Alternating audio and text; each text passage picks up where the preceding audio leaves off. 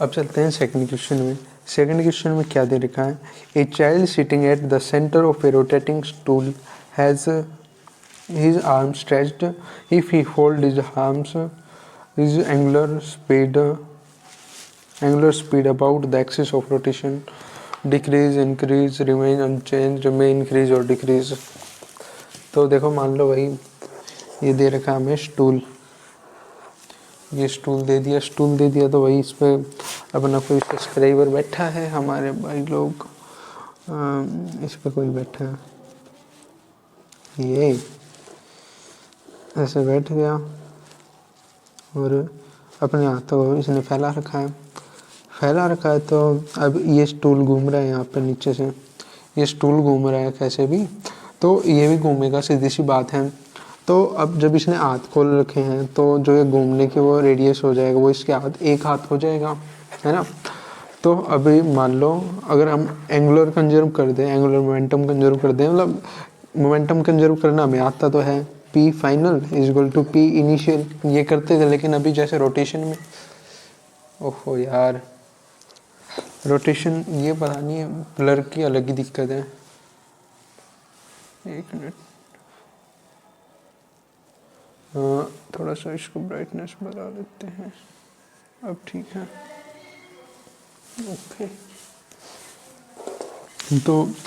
P final P initial कर देते थे, तो ऐसे ही L final is equal to N initial कर लेंगे, ये होता है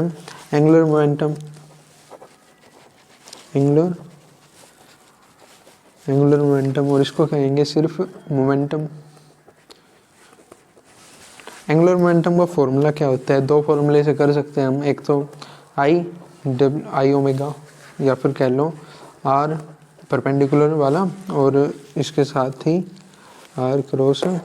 P यानी कि ये मोमेंटम और ये R ये अपना रेडियस। तो इसके हिसाब से करेंगे तो अब देखो क्या हो गया, पहले नहीं चल रहा था, अभी इतनी ब्राइटनेस हो गई थी एकदम से। तो इस फॉर्मूले से एक बार करके देखेंगे तो क्या हो जाएगा, R इसको क्या लिख सकते हैं, P को M V, और V को क्या लिख सकते हैं, हमने देखा था आज कौन से चैप्टर में, लॉ ऑफ मोशन वाले में,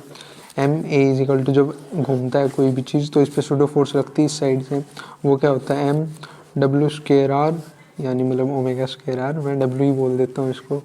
MV स्क्वायर बाई R। अगर आपको याद ना आ रहा हो तो V और ओमेगा में क्या डिफरेंस है, तो इसको ऐसे रिलेट कर लेंगे, R को इस साइड दोबारा से भेज देंगे तो omega square R square is equal to V square, V is equal to omega R आ जाएगा इस हिसाब से। अगर इस हिसाब से ये आ रहा है तो यहाँ पे अगर पुट करेंगे तो R M V क्या है, V हमने अभी देखा था वो क्या था ओमेगा R, और यहाँ पे दो बार R आ गया तो R M R square W, यानी कि अगर यहाँ पे पुट करेंगे तो I क्या होता है M R स्क्वायर और W ऐसा का ऐसा, ये दोनों सेम आ गए, है कि नहीं। ये तो प्रूफ की बात हो गई यार, आज तो इसने गुस्सा ही दिला दिया बिल्कुल, ठीक है। अब ठीक है, अब तो कोई दिक्कत नहीं होगी ना ब्लर की। चलो चलते हैं यार, सारा इसने मूड खराब कर दिया, मजाक की बात नहीं।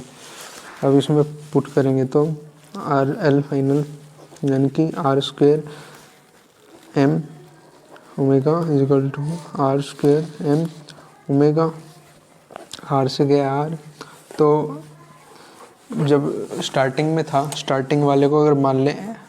ओमेगा मानते हैं और इसके रेडियस को अभी R मान लिया, अगर ये थोड़े से इसको हाथ ने ऐसे जैसे मान लिया, ये हाथ है ऐसे, यहाँ पे इसकी बॉडी ये मान लो, अब इसने हाथ ऐसे फोल्ड कर लिए तो रेडियस कम हो गया ना, तो ऐसे ही जो सेकंड रेडियस हो जाएगा उसको ओमेगा तो डैश मान लेते हैं और रेडियस भी डैश मान लेते हैं, जब इसने हाथ ऐसे फोल्ड कर लिया अपने, ठीक है। अभी R डैश हो गया ऐसे ही। तो यहाँ पे जब इसको पुट करके देखेंगे तो क्या हो जाएगा, वो तो क्या जाएगा R square W is equal to R dash का स्क्वायर या फिर W डैश का स्क्वायर। अगर देखो जब ये खोल रखे थे इसने हाथ तो ये ज़्यादा था,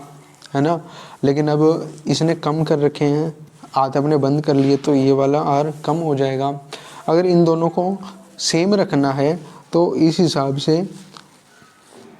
इसको मान लो ये अगर कम हुआ तो इसको इंक्रीज़ करना पड़ेगा, इसको सेम रखना है कांस्टेंट, यानी कि